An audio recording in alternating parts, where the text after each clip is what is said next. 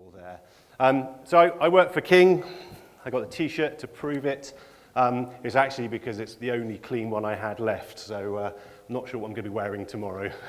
So I want to talk to you about the art of recruiting specialist talent, and it's not just about this is how you find people or the specialist tips and tricks or where they're hiding, because I suspect a lot of you will know how to do that. And if not, I've got a couple of tools and things that I'd like to share with you, but it's also about how you treat people and how you engage with your candidates in the first place. So before I do that, I just want to give you an idea of who King is, in case you didn't know. King makes mobile games, so you may have heard of Candy Crush. It's probably our biggest. When I came to talk in London, that morning, Candy Crush was at number 1, which was amazing, so I changed my slide, and a couple of days ago it was at number 2. So I thought I'd better be fair and just say what the latest was. So these are some of our games. We have a couple of candies in there. They're part of what they call a franchise. So they're all part of the candy name. We've got Farm Heroes. We've got new ones launching this week. Pet and Bubble. There's a few other games in there, but these are the ones that are kind of in the top 50. We have offices all around the world. We have a hub in Europe where we have our studios. We have a studio in the US, in Seattle. And we have some offices in Asia to help localize and promote our games in Asia, because the gaming market's very different over there to what people expect. I joined in 2013, so at the beginning or middle of 2013, we were about 400-ish people, and this is kind of how we've grown. We're now over 2,000. It's been quite a ride. It's been really exciting. It's quite a decent-sized recruitment team, probably about 35 people at the moment, which might be bigger than yours. It might not be as big as yours, but for us, that's quite a sizable team. And to give you an idea of kind of how King came about and how we grew, this shows you when we were trying to get beyond just having our games on Yahoo and online. And we wanted to try it on Facebook. And people were saying, Facebook's dead, there's no point in doing it anymore. We said, no, we'll try. And then we launched Bubble Saga, which doesn't exist anymore. And then we had Bubble Witch Saga. And things really started to leap. Can you see that? It looks a bit washed out. But I'll draw it. It goes up there. And then the next slide, you need to remember this slide, was when we went onto mobile. The previous slide is this little bit here, which you can't see very well, but it stops there. So this slide is that bit there. And we went onto mobile, and it allowed us to reach a huge audience. And it allowed us to reach the kind of casual gaming audience, people that didn't normally play games, people that won't play the AAA console games, but they will play casual games because they're fun, they're short, we call it bite size. It allows them to play on the train. You can play Candy with one arm kind of on the tube or the bus, and you can play with the other hand. And it's allowed us to reach a massive audience. Unfortunately, you can't see these names. I'll read them out to you. So the one on the far left is Facebook, and then WhatsApp, and then WeChat, which we find in China. You've got LinkedIn, Instagram, Twitter, Snapchat, and Zynga. And where we are right now, and I'm assuming the others have probably grown a little bit, so take that caveat, but where we are right now is about 463 million monthly active users. There's quite a lot of people playing our games around the world. Apparently someone plays it in every country in the world, I'm told, but it's huge, and it means that we're reaching lots of people. One of the next things for us, which is public now, is we're going to start to put some advertising in our games, but it's reward-based advertising, and it means that it doesn't just pop up and get in your way. You choose whether you watch it or not. If you watch it, you'll get some free gold bars or some coins or whatever.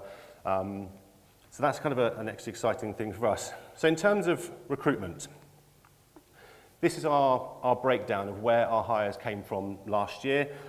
Next week I'll get our H1 results to see how that's changed. Agencies is the orange one, which you can see. Referrals is really popular for us. We do a lot of referrals. It's always been around 30 to 35% since I've joined. And the kind of roles that I'm hiring for are split into 3 areas: studio, corporate, and tech. So me personally, I look after the corporate hiring for King. It's the things you'd expect. Lots of tech people and studio people. The studio people are the producers and the people that actually make the games, which does also include developers. So how do we do it, and what makes, I think, our process work really well? So we're lucky. I think King is a great place to work. We do lots of fun parties and things, so people really enjoy that. I've got the pictures up there. It's a nice place to be, but actually not everyone has a weird carousel type seating thing in their office that you can put on the website and attract people. So what we do is we try and make sure our recruitment process works really well. We try and make sure that we are attracting as many people as possible, giving as many people to apply as possible. And these are the kind of three things that we kind of hold core to us that I think work really well. So candidate is king. We use the pun in lots of things, but actually we have to make sure the experience is really first class. We try and roll out the red carpet for every candidate that we have come through the door. And that starts from the point when they might see an advert or they hear of it and they look on the website and they want to know what it's like. So we have a great website, it's won awards. It tells everyone through videos and stories what it's like to work at King. And I think it's a true representation as well. It's not the video that sells you something and you walk through the door and go, this is not what the video said, it's horrendous. I think it is really, really true. The second thing is we want to try and make sure that we can get as many people into the funnel as possible. If my boss always talks about this analogy, like if you want to catch rain, you go outside with a bucket, and if you want to catch more rain, then you have to have a bath. And so we want to have as big a funnel as possible to get as many people in as possible and then treat them the right way. One of the things that we changed was our process for technical hiring. So you have to do a technical test, and when I joined King, the tech people would do a technical test, and we'd send them this test, and it takes about a week to do, and you have to recode a game, and actually that's horrendous. And one of the problems was they speak to a recruiter, they'd be sent the test and said, yeah, the recruiter thinks you do a good job, go away and do this test for us, do a huge amount of work for us, and come back in a week, and then we'll look at it. And then we probably won't give you much feedback on it, but we'll tell you whether you passed or not. Then you can speak to someone in one of the games teams. And it didn't work for us for a couple of reasons. If you're really busy, you've got lots of hobbies, you've got children, you're a single parent, that amount of time is never going to happen. The other thing is, if I've been asked to speak to a recruiter and never spoken to anyone in the business and you're expected to do this test, then you're probably not going to put your heart and soul in it because you've not really bought into us, you're not really engaged. So we changed it around a little bit. So we made sure they spoke to a recruiter, then they had a call with somebody in the business, and then they have the option of doing the test if they want to, or they can do a code review. So that means they send us a piece of code that they say is theirs. Now you could argue, well, are they just going to send in any old code? They could do, but then when they come and meet us, we're going to interrogate them on that code. So if they don't know it, then they're going to get found out. It's helped because those people that are too busy really wouldn't want to do the test. And it's apparently, and I'm seeing the stats at the moment, is that it's helped. From a diversity point of view, we're really trying hard to get more women in tech, like a lot of tech companies are, and it's made it easier for, what I'm told is women, because they might be single parents, or they're the ones that are more likely to be forced to look after the children. I know in my family, my wife takes more of a hit than I do. So that's really helped us. Third thing is that when we interview, everyone does 6 interviews. You have to do 3 on capability, that can you do the job, and then we have 3 on values. And that's really important because as King was 13 years ago, we wanted to maintain the behaviours and the culture and the values that the founders set up. And the way we do that is through our values. So these are our values. We have interview questions that relate to each of these, and we assess those behaviours. So whether someone takes care in what they do, and are they adaptable and are they fast and fluid. My favourite one is humble and open, because big egos at King don't fly. People don't like it. People are open to hearing new ideas. They're open to being challenged. So I can say to somebody, look, this doesn't work. I think we should change it. I've got a better way of doing it. And people generally are open to that. In previous places, it's always, well, we've always done it like that. No one likes a process flow diagram, but I just wanted to give you an idea of what it is that we do. And you may be able to make small tweaks, or you might think, actually, that's a good idea. Or you might hate it, and that's fine. But this works for us. So a preparation meeting might be, new managers join, just wants to know what the process is. I don't know, whip out this slide. We have a kickoff. The kickoff can be up to an hour.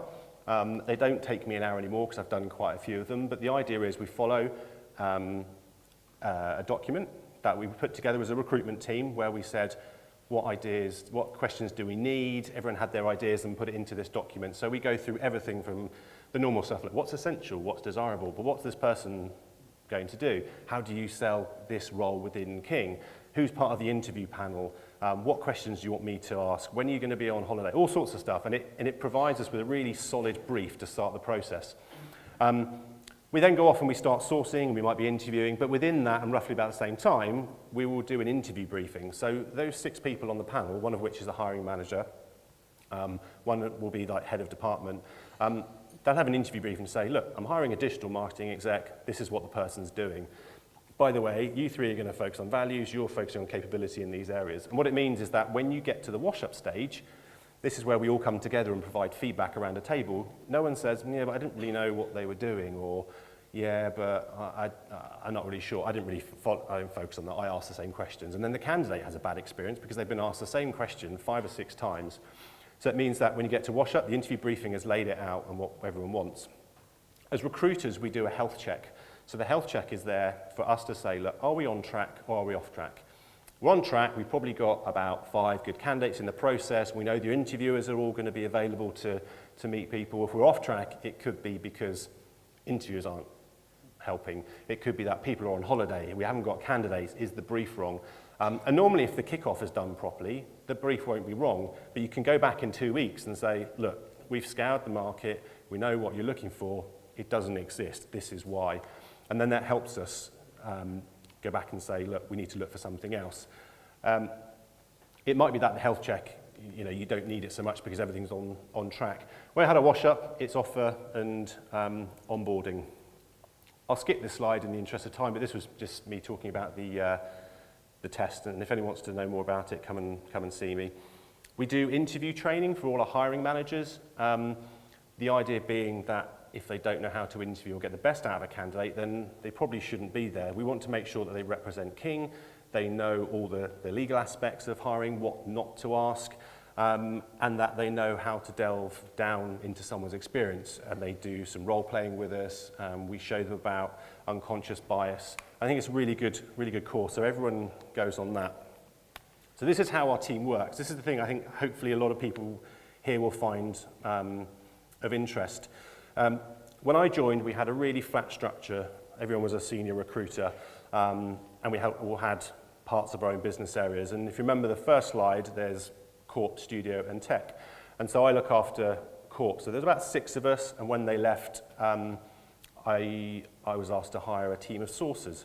So I have 3 sourcers, and they support all 3 of those areas. They don't just support one of those. We want them to be kind of multi-skilled, so that if someone's doing a data scientist one day, they can do an HR BP the next day. And what we do is we make sure we know what the capacity of the sourcing team is, because otherwise they get really bogged down. And I'll show you what I mean and what it looks like.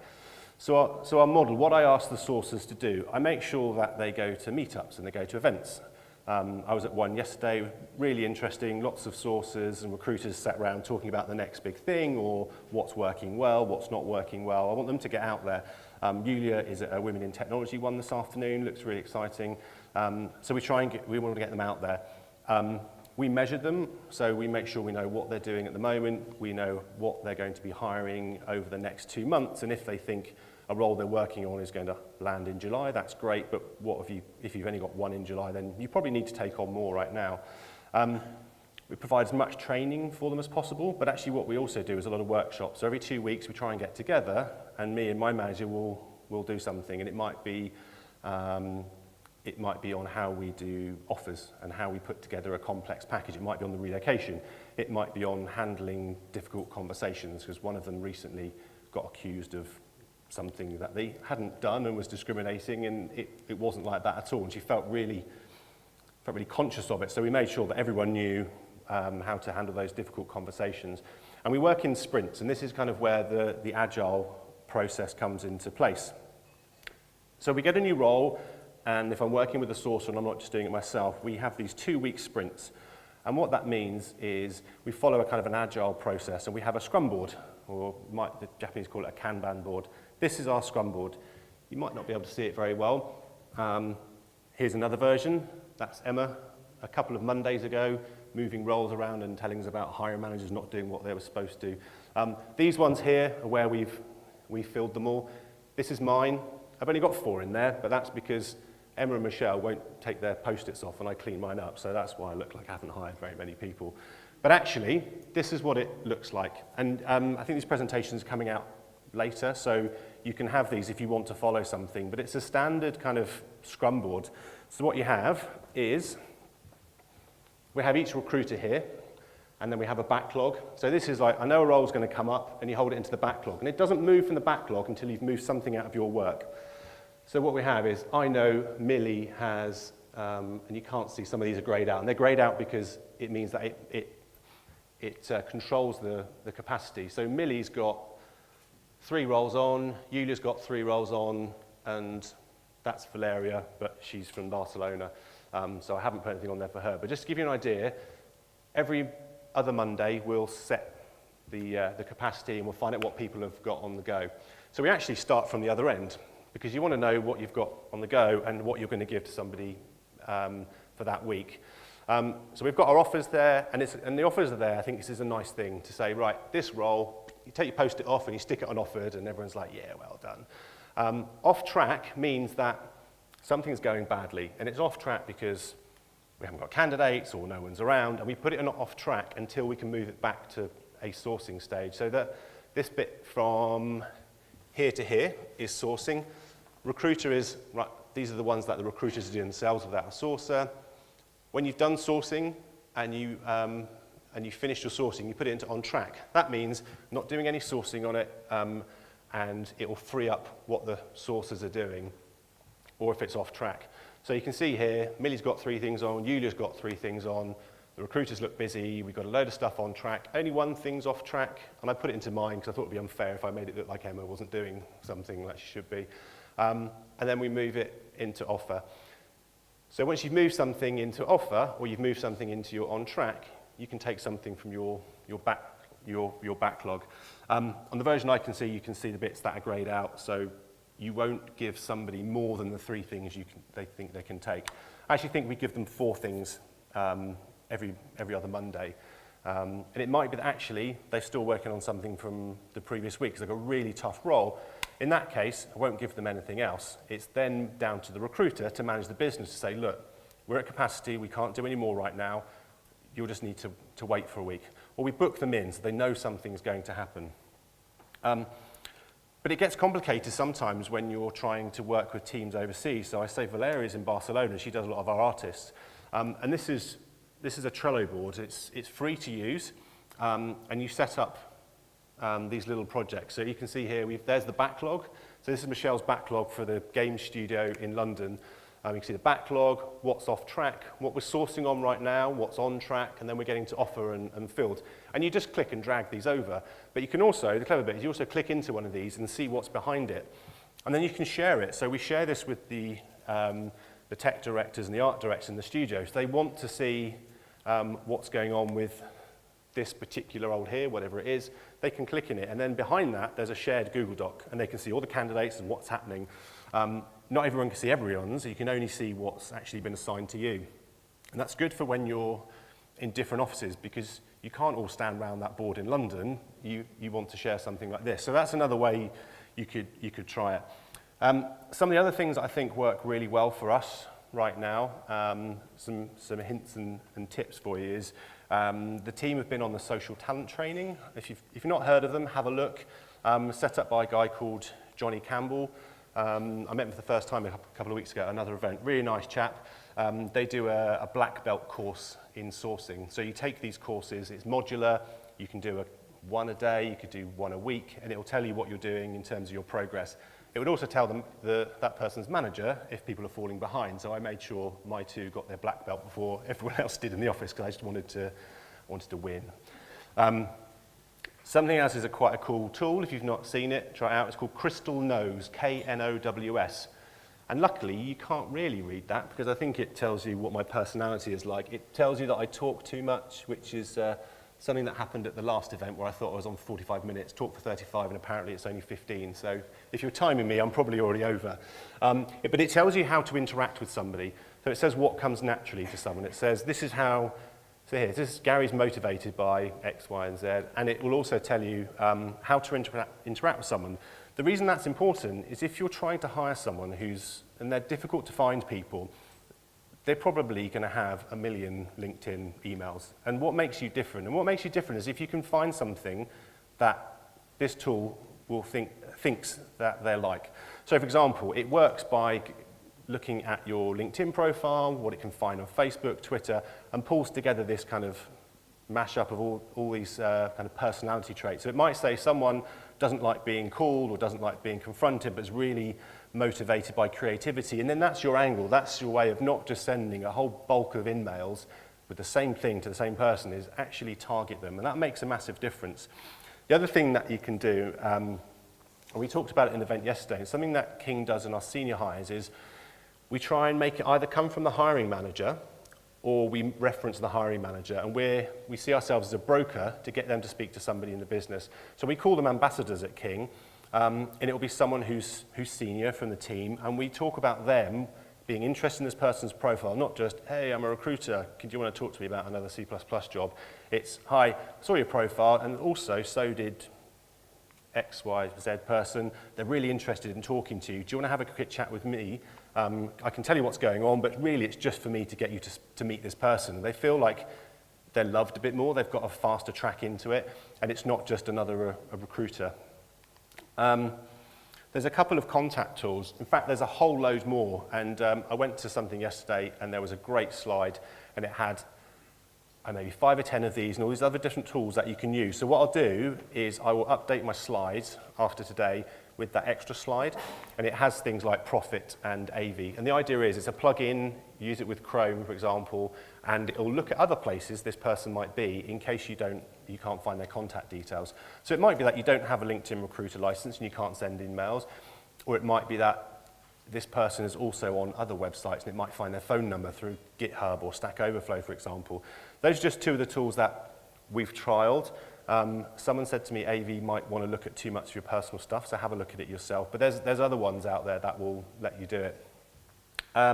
Sideklick's very cool if you can install it. It will allow you to it will tell you when someone's opened up an email. So it's not just like the standard Outlook, your message has been opened, because that can be blocks. And I have no idea how it works, but it does work, and it's quite scary. But what you could do is send an email to someone using one of the previous tools. When they open it, you'll get a notification. So you might decide to ring them up then and say, hi, I sent you an email before, don't know if you've had a chance to look at it. Oh, I've just opened it. And you go, oh, that's a coincidence. It's a bit stalky, but to be honest, if that helps you get through to someone and it gives you that edge, then why not try it? The other thing it will do, it will tell you if they've opened it more than once. So it might be that they've opened it up and you hear nothing, and then they open it up again in the evening, and then you know that they've opened up a couple of times, so they might be looking at it. There's a huge amount of stuff out there. You could install probably hundreds of things, plugins, but those are the couple of ones that we're using right now. I will get the slides updated because there's a really lovely slide with all the other things like how to manage your time, like Book Me In, where other people can kind of access your calendar, see when you're free, and then they can tell you when you can talk. So I'll give you 3 things to take away from today. What I mean by know what sourcing efforts you need is a lot of the problems people have is around time. There's money as well, but you might not be able to do anything about the money, but what you can do is about how you use your time more efficiently. So think about whether working in 2-week sprints really works for you. Does it mean that you focus on a certain date and you end it and that's when you move on?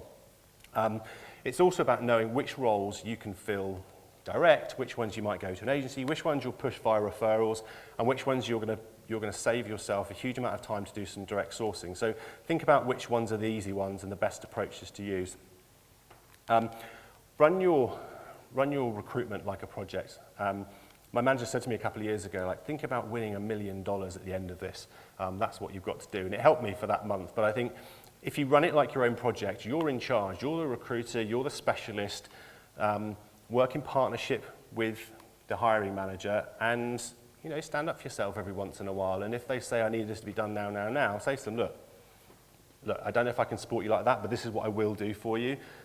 Generally, they're pretty accommodating. Not always. and know which tools are going to make your life easier. Those things that I've shown you, I think, are a really, really good way just to help make your life a bit easier. So I think we do some great stuff. We're not perfect. We've got a lot of things to do. I'll read them out in case you can't quite see them, but we're averaging about 5 hires per month per sourcer at the moment, which for the types of roles we're doing is pretty good. We want to try and get up to 8 to 10, which I think is possible. Might be a bit high. We have a number of projects on the go right now. So one is on candidate experience. So that's just breaking apart everything we do. We've got quite a long wall with lots of we love post-its at King. Post-its all over the wall around the things that we can change, helping to improve this red carpet experience. I'm on the diversity project. It's just started. I'm on the data bit, which actually is quite interesting. So we're trying to pull together data within the market, what we're doing, and then how do we help the recruitment process, open up our funnel, make sure that we can hire people that wouldn't necessarily normally want to apply for King or aren't thinking of applying. How do we make our workforce more diverse? The Hiring Manager Toolkit is a new training course that we're rolling out, and this is about helping hiring managers think like recruiters and helping them understand this is what I need to do. Because when I think about the hiring managers that I've worked with and the ones that have done really well, it's the ones that have just been on the ball, the ones that have really helped me, the ones that have been almost pushing me, like when can we get this person in? I'm free on Friday. The ones that sit back and do nothing, it's going to take longer. So you need to, remember I was saying run it like a project, you need to do that, and you need to do that harder with the ones that aren't really helping, but the ones that are on the ball and that understand how recruitment works, they will work with you much better. So that's our proactive approach. We're trying talent pooling. I don't think it's easy. We've spoken to lots of companies and people found it difficult to do really well. If anyone here does it, thinks they're really good at it, let me know. I found it particularly hard in corporate because I hire a PR person and then I'm done. So I don't need a talent pool of PR people, but the data science and C++ recruiters do.